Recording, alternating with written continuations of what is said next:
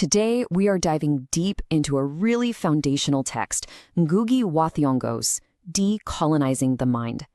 And let me tell you, this is so much more than just a book about literature. It's really a political manifesto. It argues for this profound link between language, culture, and power. We're going to explore his central idea that for African writers, and really for the entire continent, the choice of language is the most critical issue of all. This one quote, it's basically Ngugi's entire argument in a nutshell. He's saying that the most powerful, most lasting weapon of colonialism wasn't the gun, it was the conquest of what he calls the mental universe. Basically, controlling how people see themselves and their own world. And this was a two-pronged attack. First, you systematically tear down and devalue a people's culture, their stories, their art, their names, until it all becomes a source of deep shame. And second, you elevate the colonizer's culture and language as the only true standard for success. What you're left with is a people completely cut off from their own roots, forced to see their own history through the eyes of their conquerors. So this really begs the question, right? If an empire wants total, lasting control, what's its best tool? Is it cannons? Is it economic strangulation? Well, for Ngugi, the answer is crystal clear. Physical conquest, that subjugates the body. But linguistic conquest? That colonizes the mind. It is the ultimate weapon because long after the soldiers have gone home, it makes the colonized people police themselves. It's a war that's not fought on the battlefield, but in the classroom. Okay, so to really get this, we're going to follow Ngugi's train of thought. We'll start with his core metaphor, which he calls the cultural bomb. Then we'll look at this pivotal moment, the Makerere Conference. We'll see how his own childhood story shaped his whole theory on the DNA of culture. And we'll ask who this new literature was actually being written for. And finally, we'll get to his powerful, final decision to choose his mother tongue.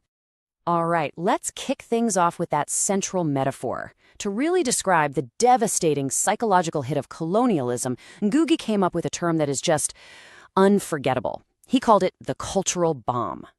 Now, the key word here is annihilates. This isn't just about suppressing something. It's about total destruction.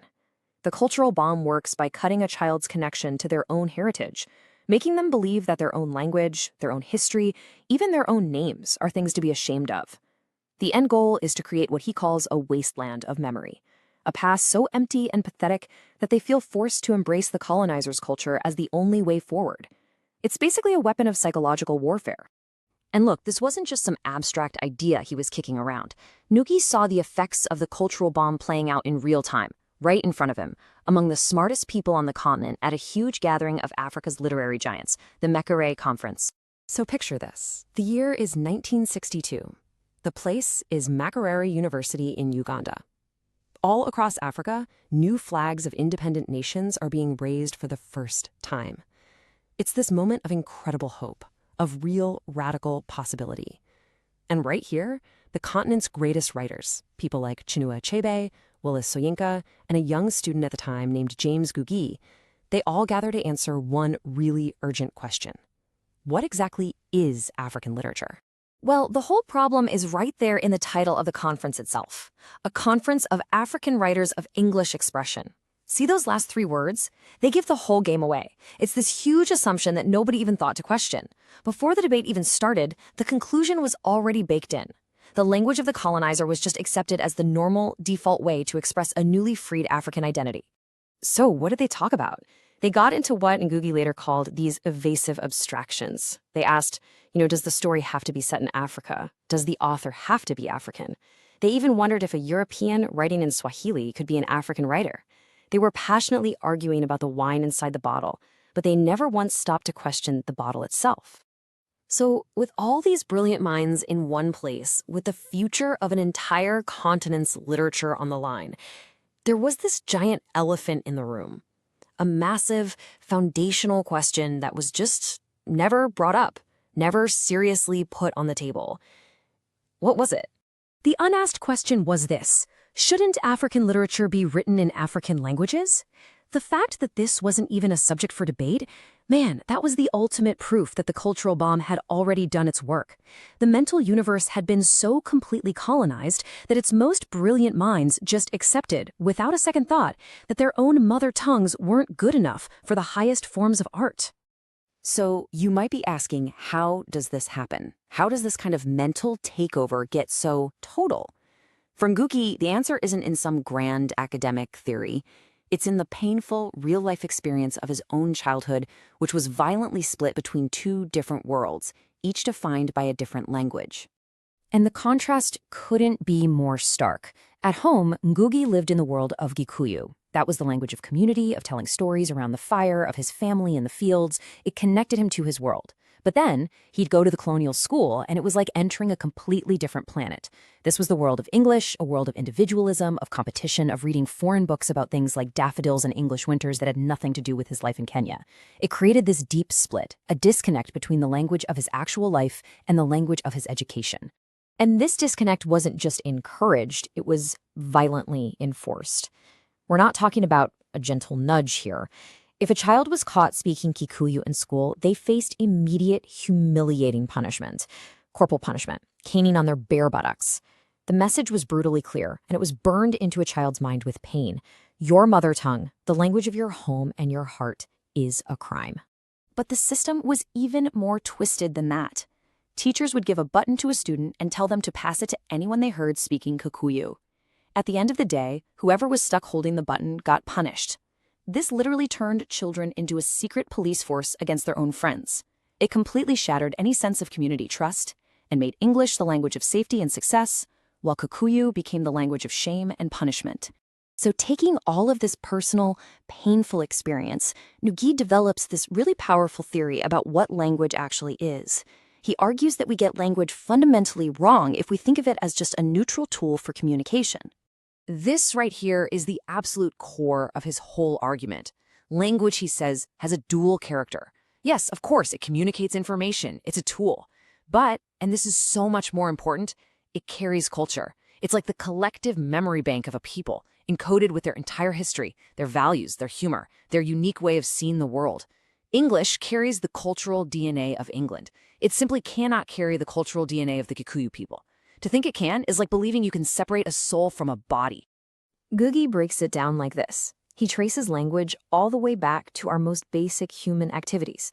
It starts, he says, as the language of real life, the gestures and sounds and cooperation people use when they're working together to survive. Speech then grows out of that, imitating and organizing the sounds of that shared experience. And only way, way later does writing come along to represent that speech. What this all means is that language isn't some abstract thing. It grows organically out of a people's specific history and their environment. If you break that link, you create a profound sense of alienation. Okay, so this leads to a really important and kind of political question. If African writers were creating all this new literature in European languages, who was it for? Who was their audience, really? And what were the consequences of that choice? Ngugi identifies the writers of his generation, including himself, as belonging to the petty bourgeoisie. This was the Western educated elite, a class that was literally created by the colonial system. They were trapped in this tragic middle ground. Their fancy education separated them from the majority of their own people, but they were never fully accepted by the colonizers either. So their literature, written in English or French, was a literature of this conflicted middle space, often talking about the people's struggles, but in a language the people themselves couldn't even read. And this is where you see the most incredible irony. While all the celebrated intellectuals were at Makerere debating in English, it was the farmers, the factory workers, the women in the market who were the true guardians of Africa's linguistic and cultural heritage. They were the ones who kept their languages alive in songs and stories and just everyday life. Ngugi makes this really provocative claim that if it had been left up to the educated class alone, the native languages of Africa might have just disappeared. So after laying all this out, the cultural bomb, the personal trauma, the theory of language, the class issues, Ngugi finds himself at a major crossroads. He can't keep ignoring the contradictions in his own life and his own work. He has to make a choice. Now, by this point, Ngugi was an internationally famous novelist. He was celebrated for books like Weep Not Child and A Grain of Wheat, all of them written in English. He had a whole successful career built inside the very system he was now tearing down. And after 17 years, he made a decision that was just, wow, so radical, so career-threatening, and so profound. He chose to stop. And here it is, his big declaration, his farewell to English as a creative language. He announces that from now on, all his future novels, all his future plays, will be written first in his mother tongue, Gikuyu. This was not just some artistic preference, it was a political act. As he says right here, it was his part of the anti-imperialist struggles. His ultimate goal was to heal that violent split he felt as a kid, to restore the harmony between a child's home and their school, their heart and their mind. It was the ultimate act of decolonizing his own mind. So all of this leaves us with a final, powerful question. Ngugi made his choice decades ago, but his argument feels more relevant today than ever before.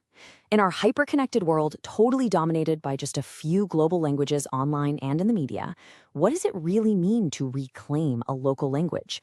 What do we gain by preserving these unique worlds of meaning? And what might we lose in the constant push for global communication?